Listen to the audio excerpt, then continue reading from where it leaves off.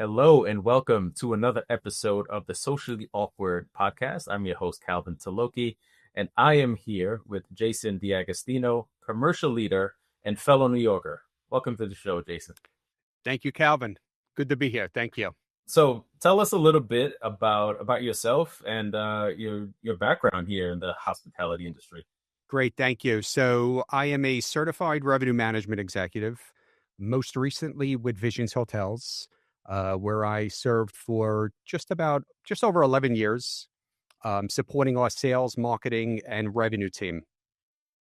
Prior to that, my background was always in operations.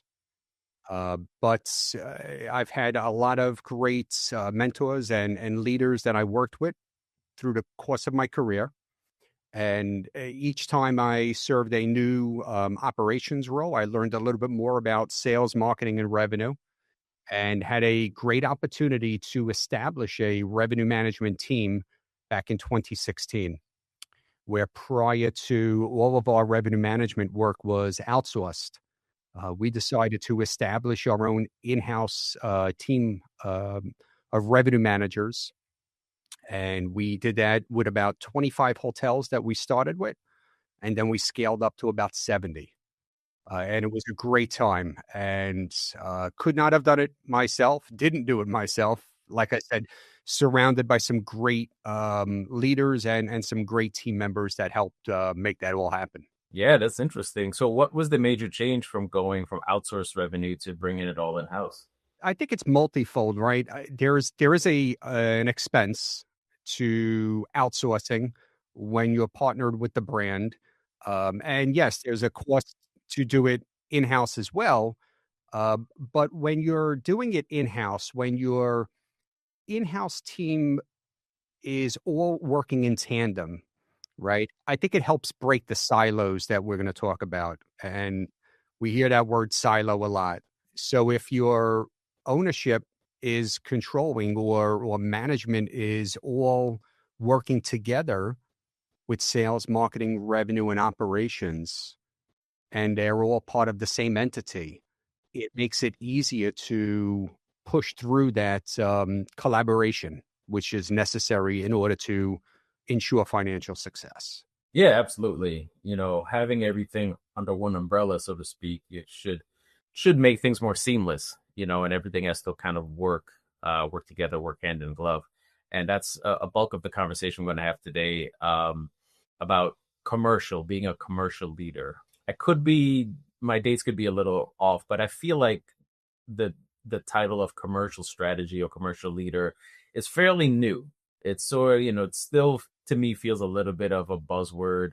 I feel like it maybe started right around the pandemic or right after the pandemic. It became a little bit more mainstream for people to be called commercial leaders. So, tell us a little bit about what that means to you and what was your experience as what makes a commercial leader as opposed to just a revenue manager? So the commercial leader takes all facets of all the legs and puts it together to make it a balanced stool, if you would, right? So, we're looking at sales. We're working with our sales team. We're working with our marketing team, revenue managers, and operations.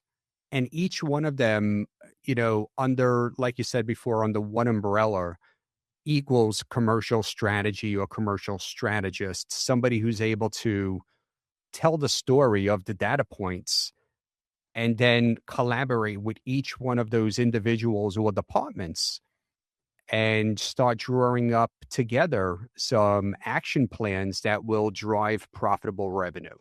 Revenue managers, or at least the modern revenue manager, has to be so attuned to everything, whether it's, digital marketing, how your website is producing, social media, things like that. And I was spoiled in my revenue career. At the time, it didn't feel like being spoiled.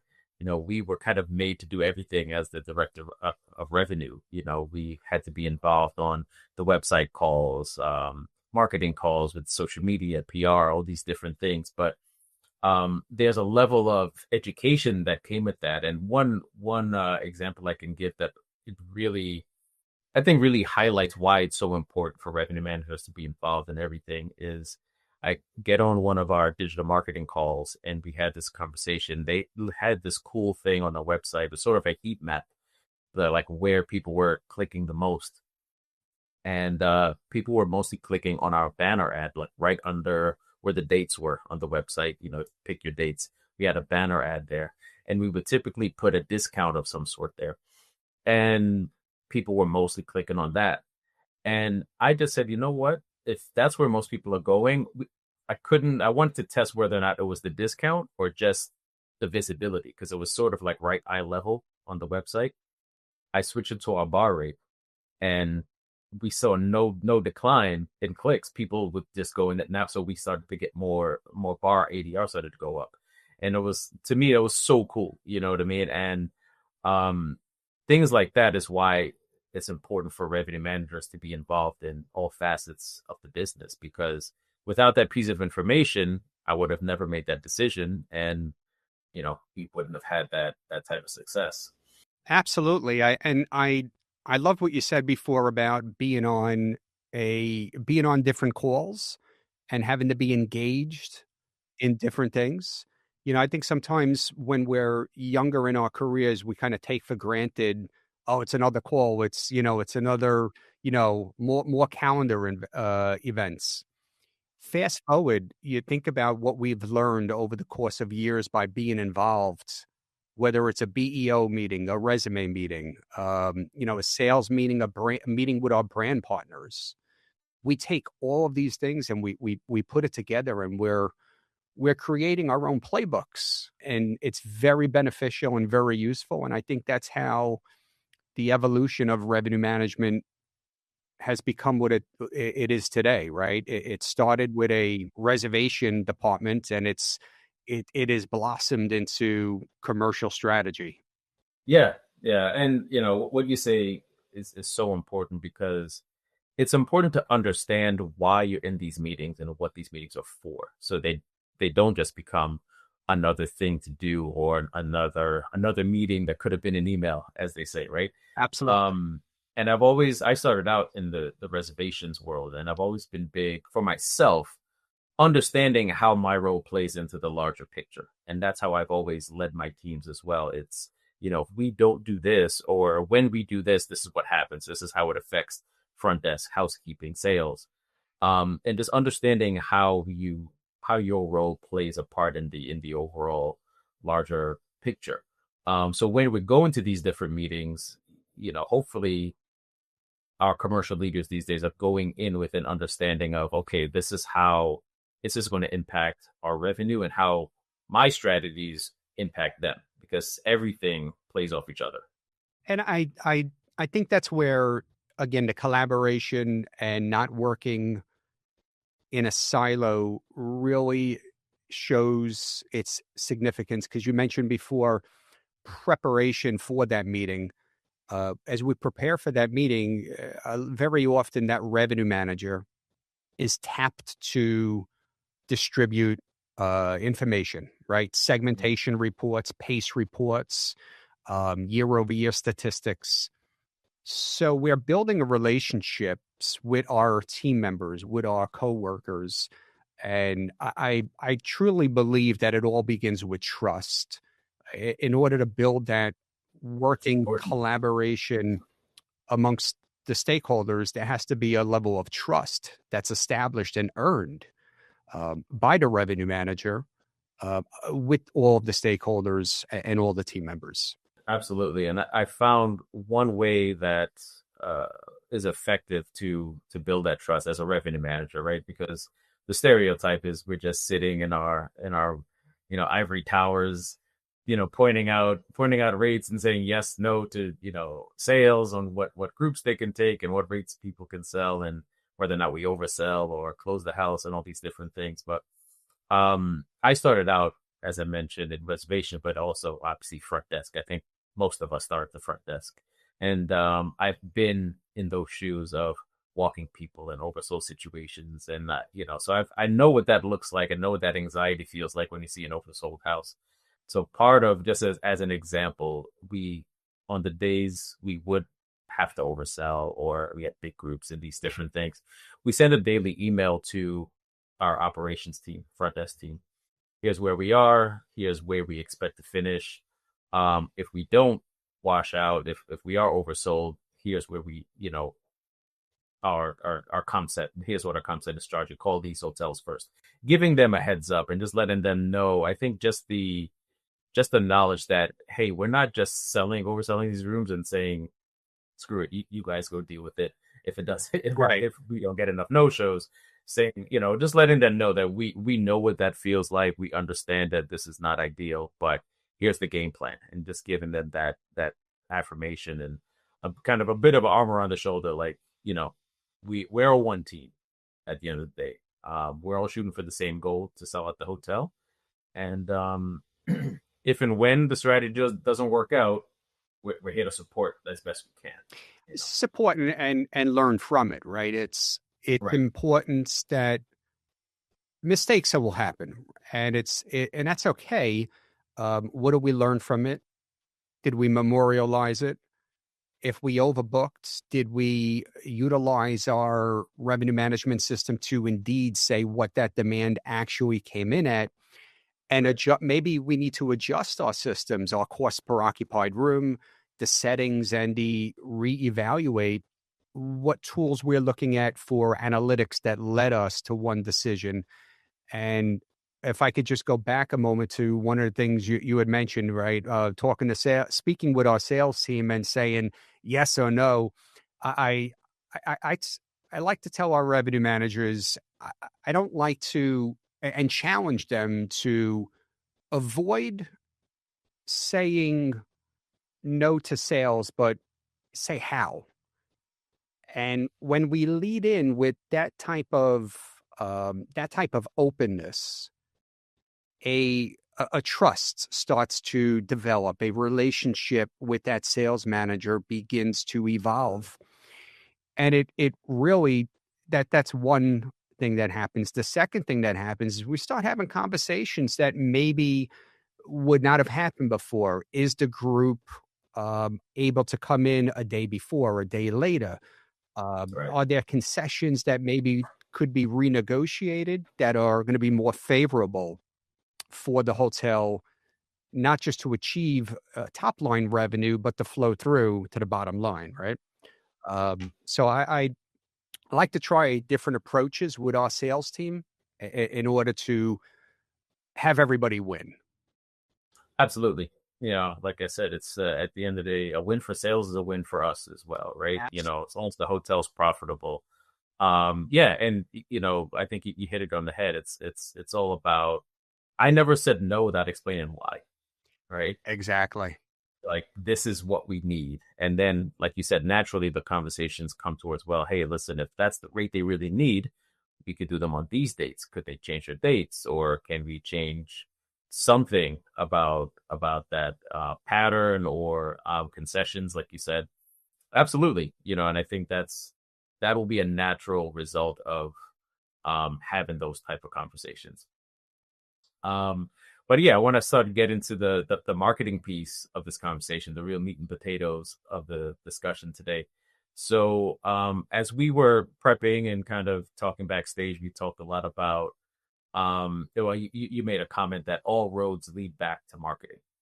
Um, Give me a little bit more about what that meant. I remember I stopped you and said, hey, let's save this for the show because that sounds like it's going to be really interesting. So yeah, what do you mean by that, as it pertains to, commercial leadership these days? So revenue managers we could adjust rates. We could adjust strategies, hurdle revenues, and different things behind the scenes to try to stimulate demand. But that doesn't happen unless the demand, the people, know about the product, right? Mhm. And in order for them to know what that product is, and if that product is really what they're looking for, it all goes back to marketing. And I'm a firm believer in that marketing is agile. It needs to, there's certain common denominators of it, but being seasonal and being in different markets, it's important that our our marketing follows some type of calendar that works well for that hotel, given its location and if there's any historical data to go off of or comp set information. So again, it all roads definitely lead back to a successful marketing plan that's going to help drive or help tell us what segments we're going to be working off of at a hotel. Yeah. Yeah, absolutely. And, it's kind of like I mentioned with that website example I gave earlier. If you're not as the modern revenue manager just needs to understand all of these different aspects. Finding a hotel is relying on so many different things from your digital strategy, your social media strategy, email marketing, all of these different funnels and distribution channels that we're using to draw traffic to the hotel. It's not just rate, I mean, Exactly. they have to find your rate first. You know what I mean? Absolutely. And in 2025, my team and we opened, I think it was about 9 different hotels, different brands, different regions, predominantly here in New York. Mm-hmm. And, the first thing that we did was marketing, right? We have to have that marketing plan established so that we could have a successful ramp up, so that we could so that the hotel can stabilize. And again, changing rates, that's easy. Creating good content that makes sense for the market, that's not just spending dollars just to spend. That's the part that takes a little bit more creativity, some more research, and definitely takes some time to build up, but very critical for a successful ramp up and stabilization of a hotel. Yeah, absolutely. And yeah, I'm glad you went into that because you wanted to talk specifically about ramp ups, new builds. Um, how is that different to a normal quote unquote? Not that there's a normal marketing strategy for anyone, because this is not a normal industry that we work in. But how does a ramp up marketing strategy vary from a hotel that's already stabilized?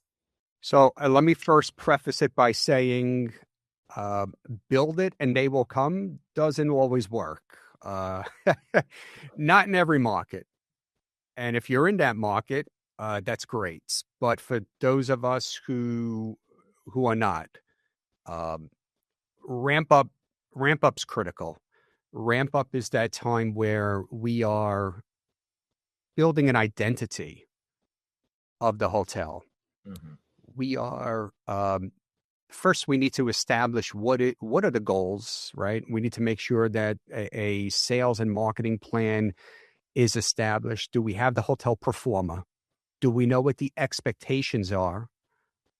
Not just of the brand, but of ownership, right? I mean, at some point, we need to start showing return on investment. What does that look like? What does the comp set show? What's the potential in the market? We need to determine, who are we going to try to feed off of? What are our feeder cities? Where are we going to shift share from? What new opportunities are there? And one of the things that I tell people all the time is boots on the ground is critical.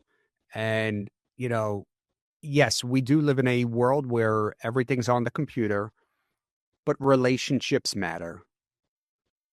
Relationships matter. And I mentioned this just recently on a live LinkedIn chat with another host, that it is so important that we build those relationships. And when you're building a hotel and you're in that pre-sale, even before the hotel is actually live, building those relationships will be very helpful, because there's a lot of supply today, and we're all combating for that market share. So it's very good to have those relationships and show well your hotel, your property. Yeah, absolutely. And I think that leads me into another topic I wanted to get into as far as the storytelling, right? Because as you just mentioned, there's so much supply in any major city, even some of the, our outer markets. There's just so many hotels everywhere. There's no shortage of options for our customers to, stay at and find. Um, so my opinion is that, your hotel has to have some kind of story. Um, tell us a little bit about in your experience how and why that's important in your marketing strategy. Absolutely. So, first of all, the storytelling is critical because every every hotel, every asset has its own story to tell. And those stories are based on where's the location of the hotel. Tell us about the team that makes up that hotel. Tell us about the last renovation cycle of that property. Is it a brand? Is it an independent? Give us the history. What's the neighborhood, right? So, you know, IHG actually did a great job with Hotel Indigo. Hmm. And it was all about telling the story of the neighborhood and bringing that experience of that neighborhood forward to that guest. So really cool hotels in that particular brand within IHG, but having that story to tell, because you may not have a brand affiliation, you may be an independent Hmm. hotel, right? So making it a little bit more challenging, but if you have that information and you do that right story, and you have that marketing team on your side and a great revenue manager, you could all put that together and really do something special. Yeah. Yeah, absolutely. It just really comes down to, and one of the points you made, I completely agree with. You get the question a lot, especially what I do now running a marketing agency is the branded hotels, your select service, they're like, oh well, could we be successful with social media marketing because we don't have like a fancy boutique or anything? And I'm always respond the same thing. Every hotel has people. Every hotel has stories. Talk about your people, talk about your superstars, your employees of the month, your managers, these people who have been there for a while. They understand your hotel, they understand your guests. Um, every hotel has people like that you can showcase, and that's how you make that connection with someone who's looking finding you for the first time through a screen. Is what's that going to feel like when they see that piece of content, whether it's an email or a reel that you've posted on Instagram or Facebook? What is that guest going to feel? What do you want to convey to them? And every hotel has people that you can showcase, whether it's through guest stories, reviews, all of these different things. So we all have something to talk about, and that's something I want to make sure that people out there understand. You don't have to be a fancy boutique hotel to be successful with marketing and storytelling. We all have stories to tell because we all have people. Absolutely. Absolutely. One thing that we get a lot, and I'm sure you get plenty as a commercial leader, is ROI. Right? That's always the biggest conversation. Um, if I put X amount of dollars towards this marketing campaign, what do I expect to get back in return? So tell us a bit why is defining a goal important for marketing campaigns? So we want to make sure that we're allocating our budgets accordingly. And I love what you said about return on investment, because we talk about telling a story. At the end of the month, I want to tell a story that I had a budget of $1,000, $5,000, and I was able to generate Mhm. 20,000, 30, whatever that dollar amount is. So we want to tell a story too about how successful our marketing campaigns are. So it's important to be able to articulate that. But when we're meeting with owners, it's important to do that and be fully transparent by having the net return on ad spend, being able to explain that this is what after the cost of acquisition, after any commissions or any other fees attributed to these marketing expenses, owners want to know what that net dollar amount truly is, and not just the higher ratio of return on ad spend, right? 18 to 1, 21, 22 to 1. They want to know what that net dollar amount or what that net number is. So it's important for commercial leaders to be able to have the highlights, but also be able to share in the details. And it's also okay, and I'll go back to ramp-up hotels. A ramp-up hotel may not show a return on investment immediately. So I've had this before. Okay, Jason, we spent $1,000, but you're not showing a return. That dollar amount may not return until 3 months later, 6 months later, Right. as part of that ramp up. And I've also seen it where maybe it was too much money that was being spent, or maybe it wasn't enough, or maybe because we're ramping up, perhaps this just needs to be part of the other strategy, which is building awareness. And that's a hard strategy because a lot of times we're burning dollars as opposed to being able to show Right. a click-through ratio. So it's so important that when you are running a media campaign of any sorts, that you are looking at these campaigns and you're looking at what that's click-through dollar amounts are.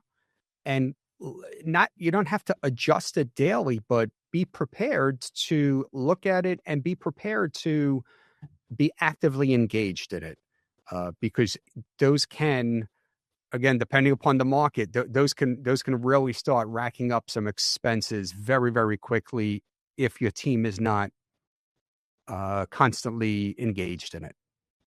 Yeah.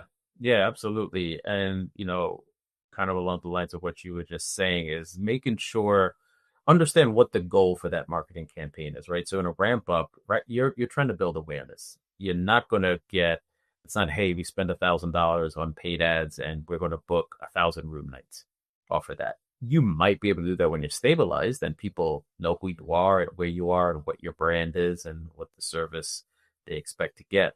But it's not going to happen right away. And being very clear at the outset of a marketing campaign, understanding this is the goal for this particular campaign, and I can give an example where that we actually didn't clearly set that with one of our clients. So we had an influencer stay with us at one of our hotels last year, and my goal was to generate awareness.